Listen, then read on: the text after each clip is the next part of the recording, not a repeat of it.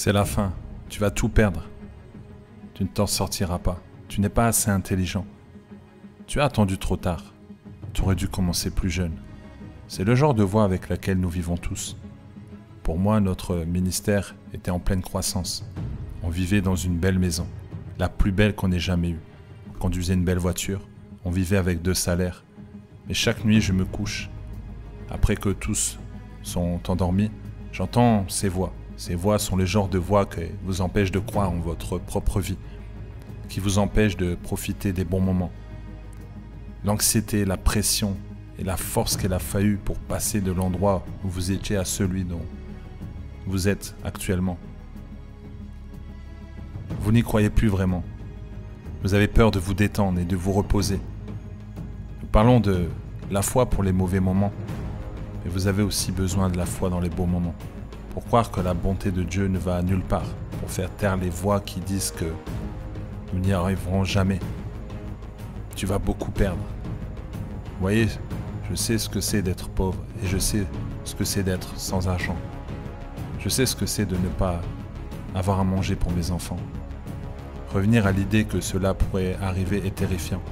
Et l'ennemi a toujours une sorte d'outil de souvenir de situations qu'il utilise pour vous terrifier.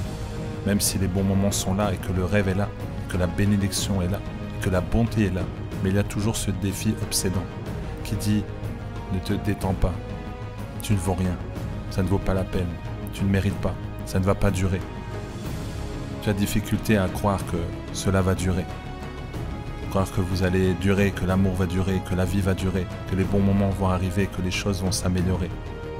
Et à cause des voix, vous n'arrivez plus à avancer.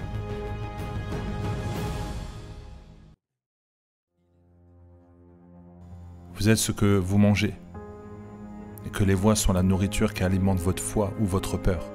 Donc si vous voulez changer votre régime alimentaire, vous pouvez changer vos résultats. Mais vous devez arrêter de vous parler comme vous le faites, parce que si vous continuez à vous parler comme vous le faites, vous serez toujours là où vous avez toujours été. C'est ce que tu dis en toi-même qui te guérit. La femme qui avait une perte de sang se disait « Si je peux seulement toucher le bord de son vêtement, je serai guéri ». Il n'y avait aucune écriture pour valider cela.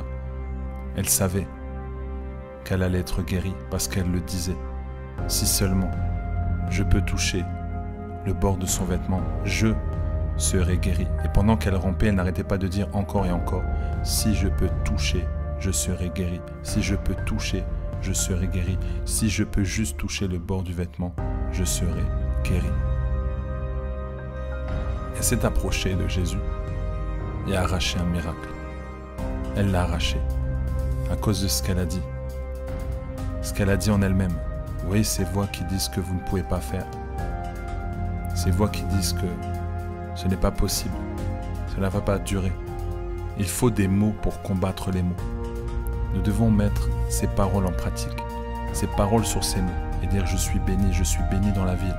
Je suis béni dans le champ. Je suis béni dans mon arrière-plan, je suis béni dans ma descente, je suis béni dans ma vieillesse, je suis béni quand je serai un vieil homme. Petits enfants sont bénis, mon corps est béni, mon esprit est béni, je suis béni, ma tête est bénie, je suis béni. Ce genre de discours qui est fait à nous-mêmes nous permet de repousser les autres voix de la négativité qui se glissent derrière nous.